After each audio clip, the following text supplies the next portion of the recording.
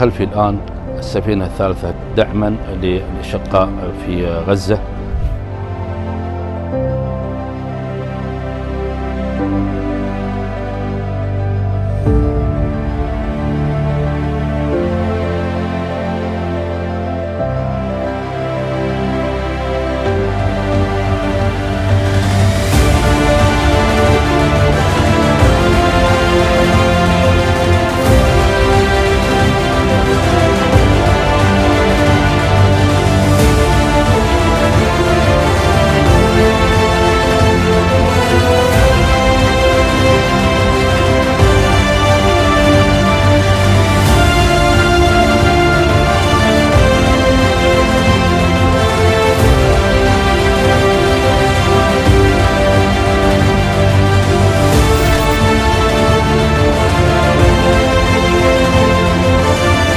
دعم الإمارات مستمر تحت مظلة القيادة الرشيدة